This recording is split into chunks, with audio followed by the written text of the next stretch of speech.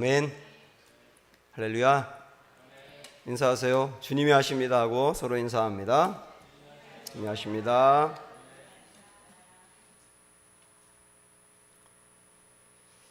오늘 너는 피투성이라도 살아야 한다, 이런 제목입니다.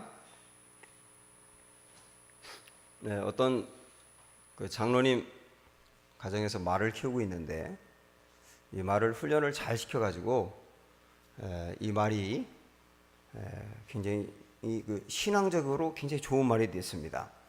그래서 그냥 가, 서 이렇게 하는 게 아니라 할렐루야 그러면 앞으로 가는 거예요.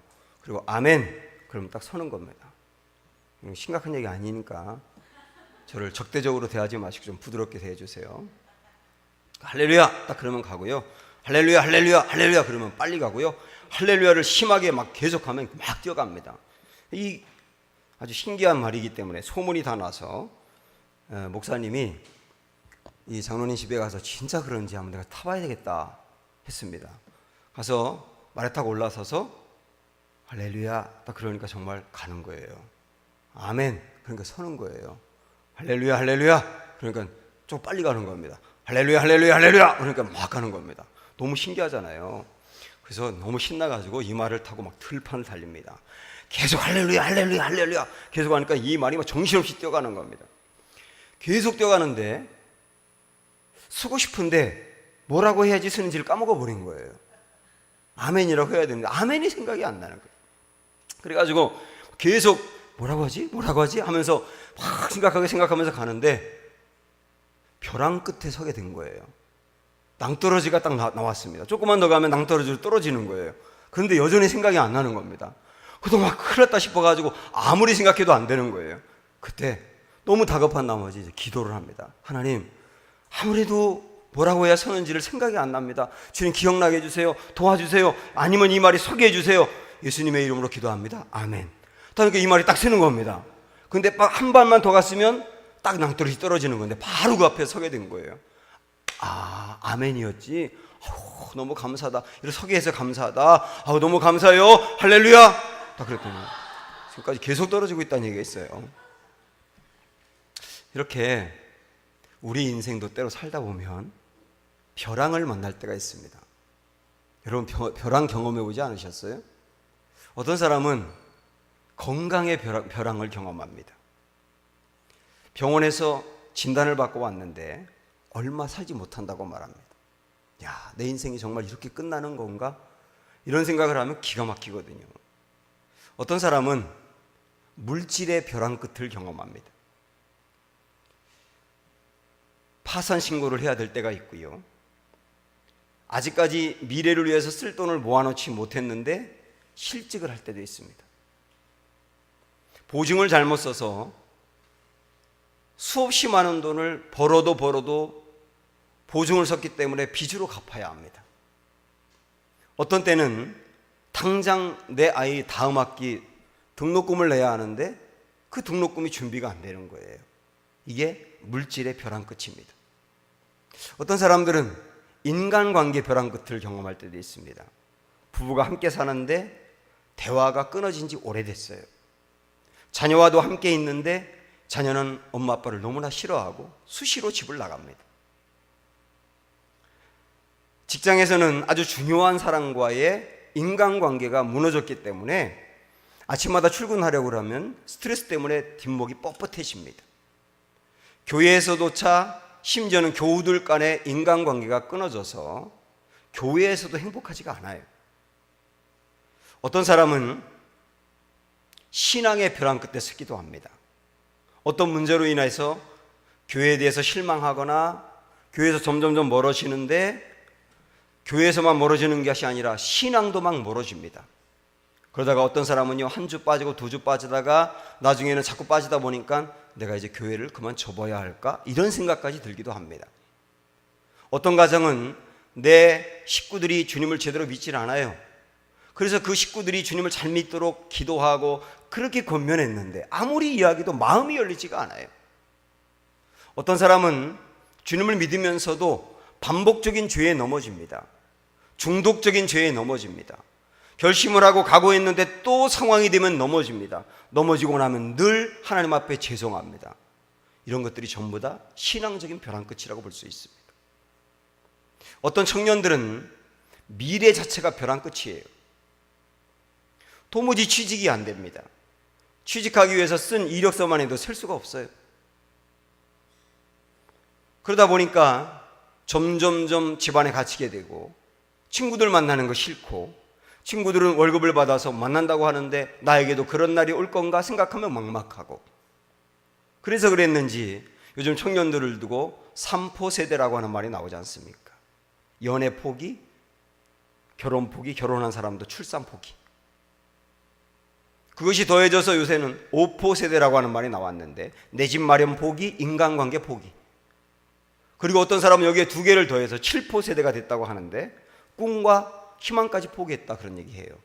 이게 그냥 힘들고 어려운 요즘 청년들을 두고 하는 소리겠지라고 생각을 했는데요, 제가 검색을 해봤더니 실제 앙케이트 조사를 보니까 이런 것들을 포기하고 사는 청년들이 얼마나 많은지 몰라요. 이런 모든 것들을 전부 다 우리 뭐라고 말할 수 있냐면 벼랑 끝에 서 있다라고 말할 수 있습니다. 저는 벼랑 끝에 서 있는 이런 어려운 문제를 만난 사람을 조금 다르게 표현해서 지금 나의 상태가 피투성이 상태다, 이렇게 말하고 싶어요. 정말 피투성이 상태로 살아가고 있는 사람이 얼마나 많은지 모릅니다. 근데 여러분, 아무리 피투성이 상태여도 이 사람만큼 피투성일까요? 오늘 우리가 읽은 이 말씀에 보니까 처절하게 피투성의 상태로 빠져있는 한 아이를 발견하게 됩니다.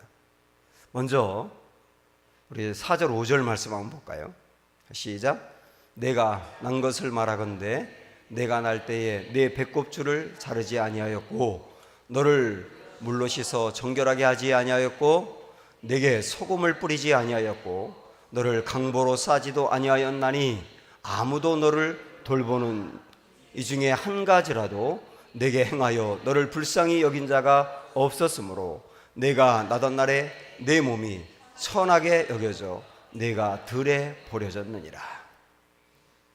한 아이가 있습니다. 이 아이가 태어났는데요, 이 아이의 배꼽줄을 잘라줄 사람도 없어요. 버림받았다, 그 말이죠. 이때 당시에는 어린아이가 태어나면 물과 소금으로 씻어주고 기름을 발랐다고 합니다. 그것을 해줄 사람도 없어요. 강보에 쌓아줄 사람도 없어요. 아무도 이 아이를 돌보는 사람이 없어요. 그냥 버려진 것입니다. 제가 이 말씀을 보니까 이전에 어떤 미혼모가 휴게소에서 아이를 낳고 휴게소 휴지통에 이 아이를 그냥 버리고 도망을 가버렸어요. 그래서 휴게소에서 일하는 어떤 아주머니가 이 아이를 발견하고 신고했다라고 하는 기사를 읽은 적이 있습니다. 그때 생각이 딱 나는 겁니다. 어쩌면 그렇게 버려진 것이죠. 물론 이 말씀에서 이 아이는 이스라엘을 의미합니다.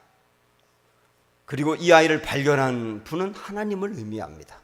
이스라엘이 이전의 상태가 이렇게 태어나자마자 배꼽줄도 잘려지지 않은 채로 버려진 어린아이와 같았다는 거예요. 애굽에서 400여 년 동안 노예 생활을 했지요. 죽지 못해 사는 인생이었지요. 정말 그야말로 이스라엘의 상태가 피투성이 상태였다는 겁니다. 이 피투성이가 어떻게 되었을까요? 사랑하는 여러분, 저는 서두에서 피투성이 같은 상태를 벼랑 끝에 서 있는 상태와 비슷하다고 말씀드렸는데요, 여러분이 지금 벼랑 끝에 서 있는 것 같이 피투성이 같이 힘들고 어려운 상태라고 한다면 여러분에게 주님이 어떻게 하시는지를 이 말씀으로 소망을 얻으셔야 합니다. 6절 한번 읽어볼까요? 자, 시작. 내가 내 곁으로 지나갈 때에 내가 피투성이가 되어 발짓하는 것을 보고 내게 이르기를 너는 피투성이라도 살아있으라. 다시 넘겨서, 이게 끝이 아니에요. 다시 내가 내 곁으로, 아니요. 예, 여기서 끊겼는데 제가 이어서 읽을게요. 다시 이르기를 너는 피투성이라도 살아있으라. 2번 반복하면서 주님 말씀하시는 거예요. 간신히 살아서 발만 꿈틀거리고 이 아이가 살았나 죽었나 했는데 살아있긴 살아있어요. 그 아이에게 말하는 거예요. 너는 피투성이라도 살아있으라. 피투성이라도 살아있으라. 두 번을 언급하는 겁니다. 하나님이 이스라엘을 두고 하는 말이 피투성이라도 살아있으라. 오늘 피투성이 같은 상태, 벼랑 끝에 서 있는 상태 같은 우리에게 주님 하시는 말씀이 뭐냐면 피투성이라도 살아있으라 말씀하시는 거예요. 이것을요, 새번역 성경을 보니까 뭐라고 되어 있느냐면 제발 사람만 다오. 제발 사람만 다오. 이게 새번역에 나와 있는 말씀이고, 영어 성경으로 보니까 달랑 한 단어, live, 살아다오. 이 주님의 음성을 사랑하는 여러분, 오늘 들으시기를 축원합니다. 제발 살아만 다오. 아무리 힘들어도 여러분 의지를 가지셔야 합니다. 내가 죽을 것 같아도 살아야 한다. 죽어라 살아라. 아무리 괴롭고 힘들고 치를 떠는 일상이라 하더라도 일단 살아있으라. 주님 말씀하시는 거예요. 사실 우리는 영원히 피투성이 같은 상태였습니다. 죄로 인하여 멸망으로 갈 인생이었고요, 그대로 놔두면 지옥에 떨어질 인생이었고요, 저주받아야 될 인생이었고요, 피투성이 벼랑 끝에 영혼이었어요. 그때 하나님이 우리 가운데 아들 예수 보내셔서 피투성이 같은 우리를 살려내시고 대신 당신이 죽으시고 그리고 우리에게는 살아달라고 말하고 지옥 직전에 가 있는 인생을 끌어내시고 십자가 위에서 그 몸이 갈기갈기 찢기심으로 말미암아 갈기갈기 찢겨야 될 우리의 영혼을 살려주셨어요.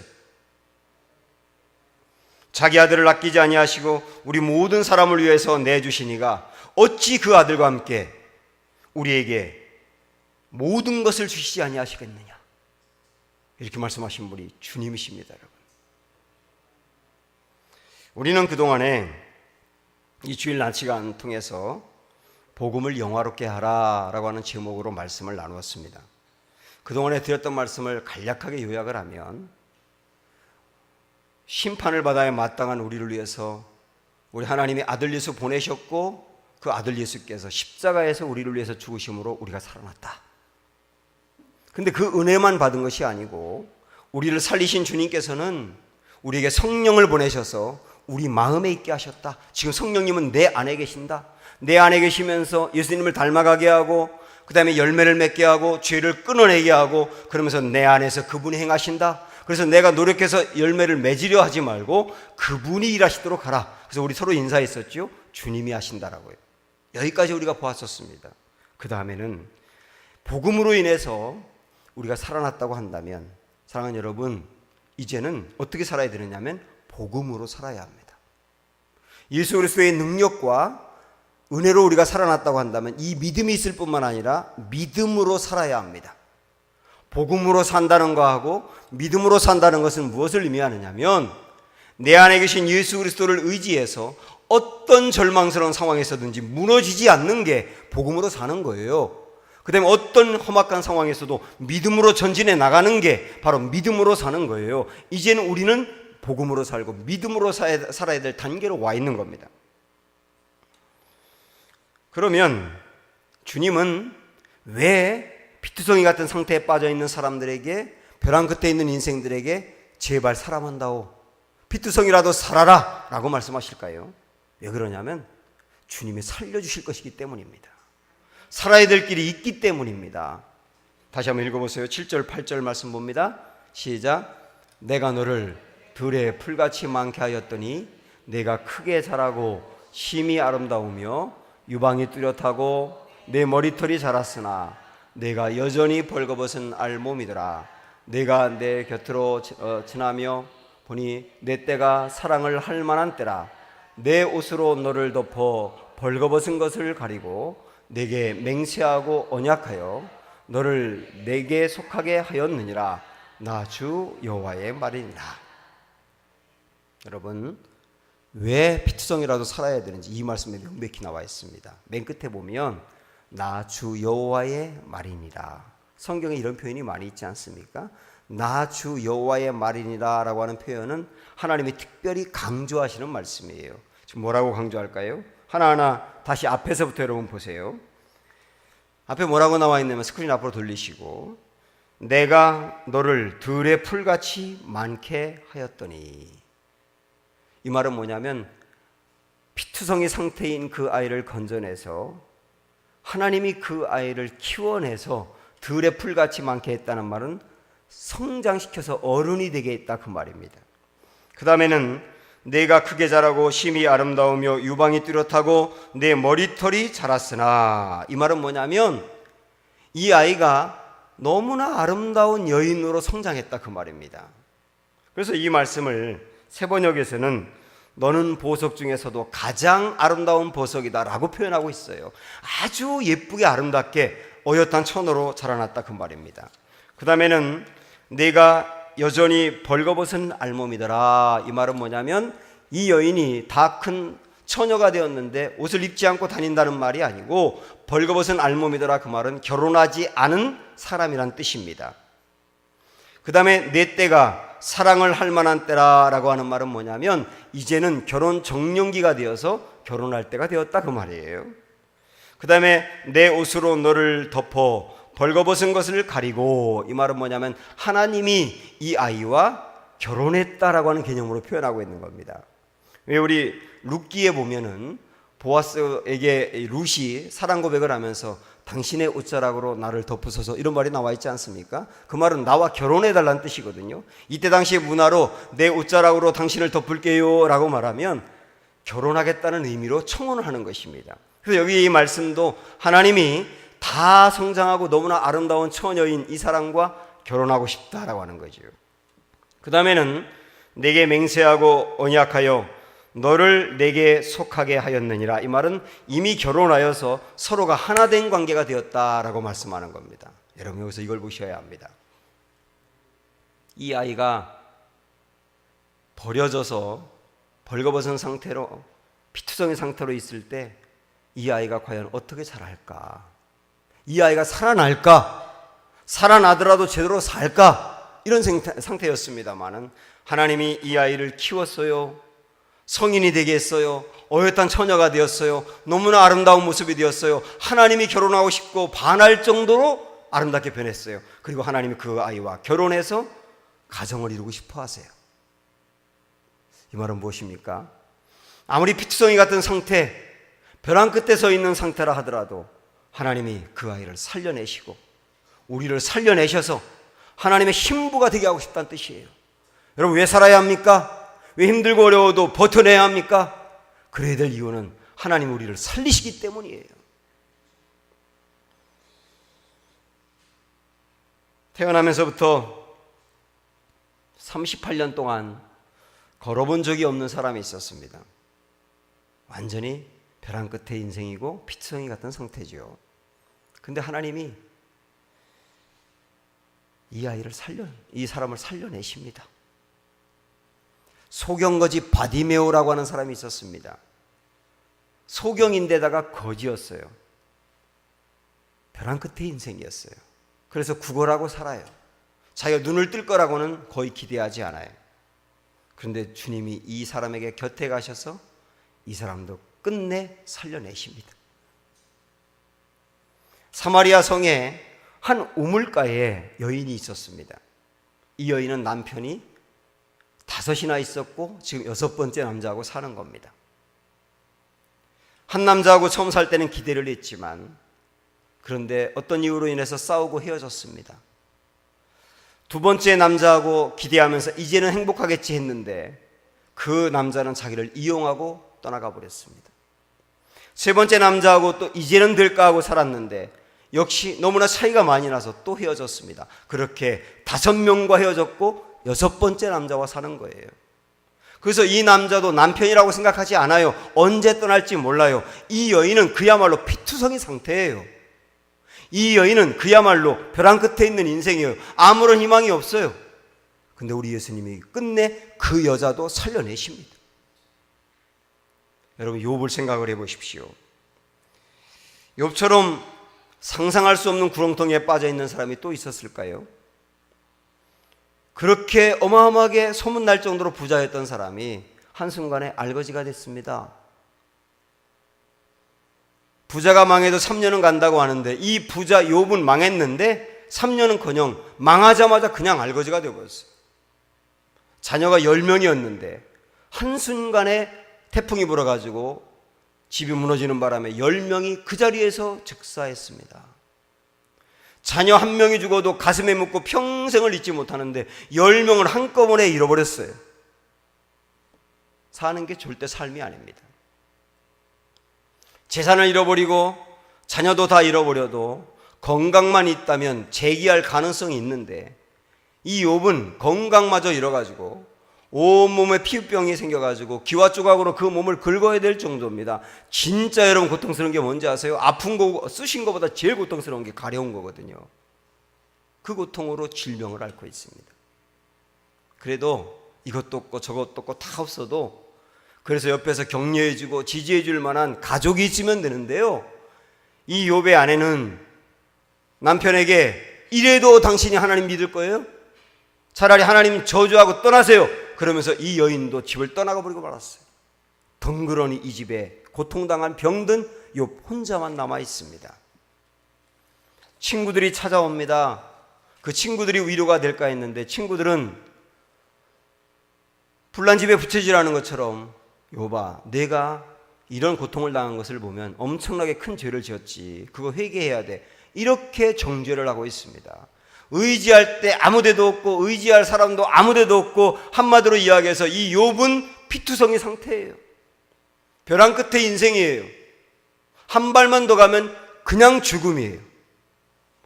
그런데 주님은 그 사람도 살려내십니다.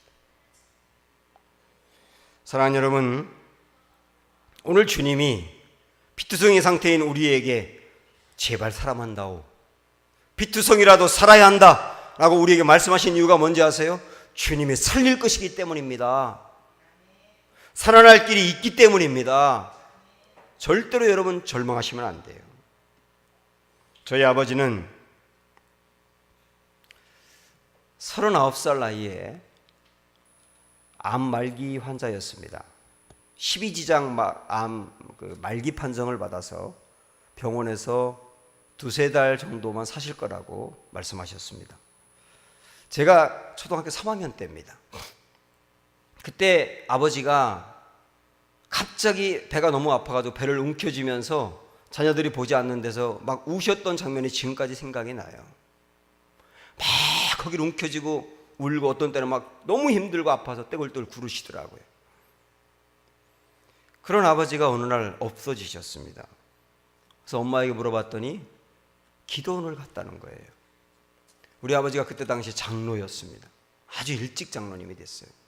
근데 우리 아버지는 장로가 죽어도 집에서 죽으면 안 되겠다 싶어서 기도원을 가신 거예요. 거기서 아버지는 목숨을 걸고 하나님께 기도하셨어요.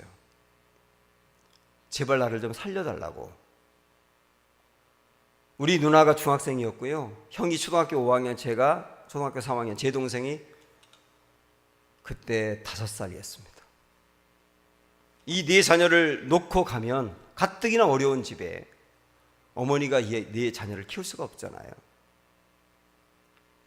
그래서 우리 아버지는 목숨을 걸고 기도하셨어요. 그리고 금식하고 기도하셨다 하더라고요.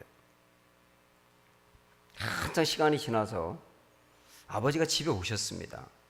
밤에 잠을 자는데 막 엄마가 깨우더라고요. 아버지가 오셨다고.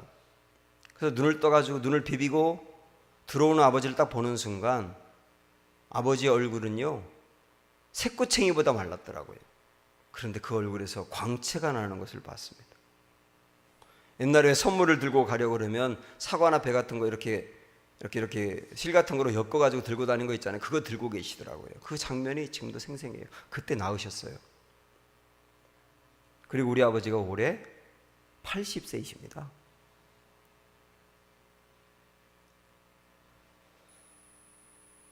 사랑하는 여러분,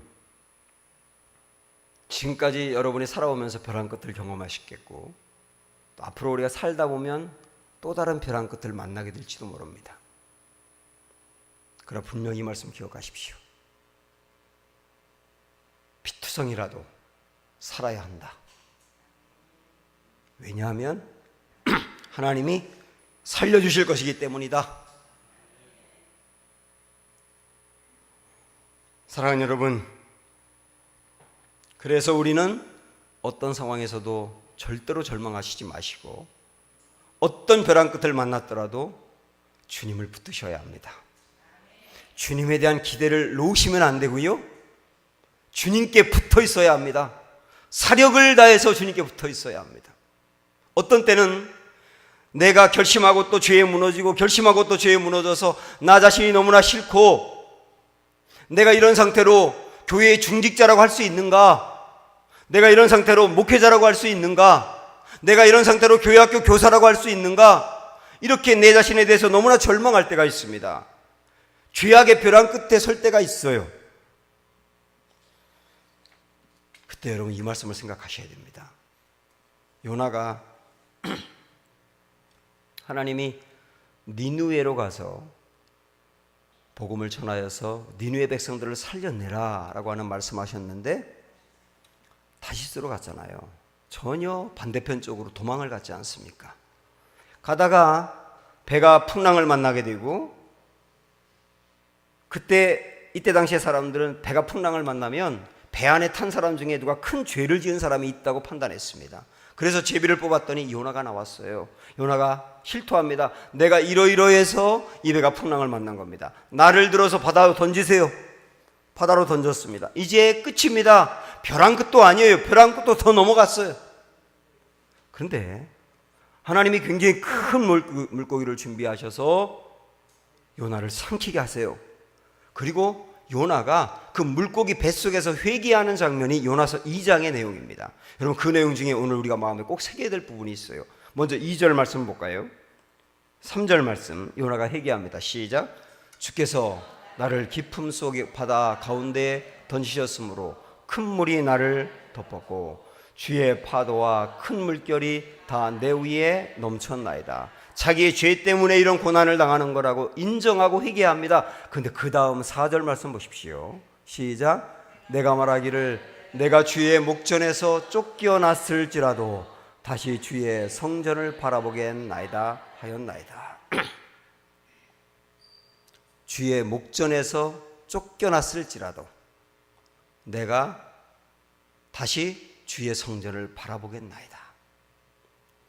그럼 이 말씀은 어떻게 해석하면 되느냐면, 주님이 나를 설령 버리시더라도 주님을 사랑합니다, 그 말이에요. 주님, 제가 주님의 용서와 사랑을 받을 자격이 없습니다. 선지자로 부름을 받고서도 하나님이 가라는 곳으로 가지 아니하고 도망가다가 이 낭패를 만났습니다. 저는 살 자격도 없고요, 용서받을 자격도 없습니다. 하나님이 저를 버리시더라도 할 말이 없습니다. 근데 그 다음 뭐라고 기도하느냐면, 그러나 주님이 저를 버리시더라도 저는 주님을 사랑합니다. 여러분 이 말씀을 깊이 생각을 해보셔야 합니다. 내가 죄악 때문에 벼랑 끝에 서가지고 하나님의 사랑을 받을 자격이 없다 하더라도, 그래서 하나님이 저를 버리시더라도 할 말은 없습니다. 그래도 저는 주님을 사랑합니다. 이 고백이거든요. 우리는 사울 왕과 다윗 왕을 이렇게 비교하기 좋아하는데, 제가 이 시간에 한번 여러분이 믿지 않는 사람이라고 생각을 하고 여러분에게 사울과 다윗에 대해서 소개를 해드릴게요. 여러분이 믿지 않는 사람이라고 생각을 하고 다윗과 사울에 대한 사전 지식이 없다고 생각을 하고 이 말씀 한번 들어보시고 평가 한번 해보세요. 사울이라고 하는 왕이 있었습니다.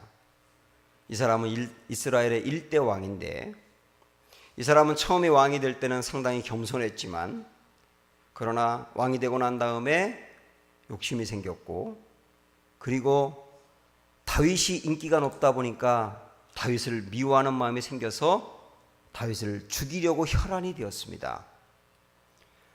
어떤 때는 3,000명의 사람을 들이고 다윗을 죽이려고 애를 썼지만 죽이지 못했습니다. 그 다음에 이 사람은 나라의 통치에는 집중하지 못하고 온갖 다윗을 죽이는 일에만 집중하다가 나라를 그르치고 말았습니다. 이게 사울입니다. 이렇게 얘기했어요. 그 다음에 또 이야기합니다. 다윗을 여러분 들어보세요. 다윗은 사울의 뒤를 이어서 왕이 된 사람인데 그는 아주 겸손했고 용맹스러웠고 통치를 잘해서 나라의 영토를 아주 넓혔습니다. 그런데 어느 날 다윗이 목욕하는 여자를 본 다음에 욕정에 빠져서 그 여자를 범해버리고 말았습니다. 근데 알고 보니까 그 여자가 훌륭한 자기 신하의 아내였기 때문에 그걸 은폐하기 위해서 여인이 임신했다는 소식을 듣고 남편도 결국은 죽게 했습니다. 여기까지 이야기하고 믿지 않는 사람들에게, 사전 지식이 없는 사람들에게 두 사람 중에 누가 더 나빠요? 이렇게 말하면 믿지 않는 사람들은요, 다윗이죠, 다윗, 그런 나쁜 놈이라고 이렇게 말합니다, 대부분. 그런데 분명히 우리가 성경에 보면 세상 사람들이 볼 때, 객관적인 관점으로 볼 때는 다윗이 더 나빠 보이는데 하나님은 다윗을 너무나 크게 쓰셨어요. 그 다음에 내 마음에 합한 사람이라고까지 말씀하셨어요. 여러분 이상하지 않습니까? 왜 그럴까요? 하나님은 죄가 더 있느냐 덜 있느냐에 초점을 두는 게 아니에요. 우리 하나님이 초점을 두는 것은 뭐냐면 그의 인생의 중심이 하나님께로 향해 있느냐예요. 다시 말하면 하나님의 울타리 안에 항상 머물러 있느냐예요.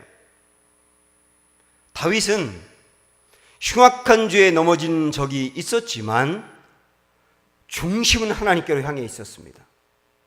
그리고 하나님의 울타리 안에 머물러 있었습니다. 그러다 보니까 침상이 젖을 정도로 회개하고 변화가 됩니다. 회복이 됩니다. 그러나 사울은 항상 그의 중심은 하나님이 아니었어요. 하나님은 필요할 때만 이용하는 것에 불과했어요. 그의 중심 하나님이 아니고 밖에 있었어요. 여러분 제가 드리는 이 말씀을 깊이 생각해 볼 필요가 있습니다. 우리가 때로는 죄에 넘어져 있고 때로는 나 자신을 보면서 실망스러울 때가 있지만 그러나 언제나 주님을 바라보고 주님의 울타리 안에 있으면서 이렇게 여러분 고백하셔야 합니다. 주님, 제가 다윗 같은 죄에 넘어져 버렸지만 그래서 주님이 저를 버려도 할 말은 없지만 그래도 주님을 사랑합니다. 그래도 주님을 사랑합니다. 이렇게 주님을 다시 꽉 붙드셔야 됩니다. 그때 주님께서는 형편없이 무너졌던 사람도 일으켜 세우며 그의 영혼을 살려내시는 분이십니다. 이 살려내시는 주님, 결국은 살아날 길이 있는 우리 인생, 오늘 주님 꽉 붙드시고 믿음 안에 회복할 수 있는 은혜가 있기를 주님의 이름으로 축원합니다.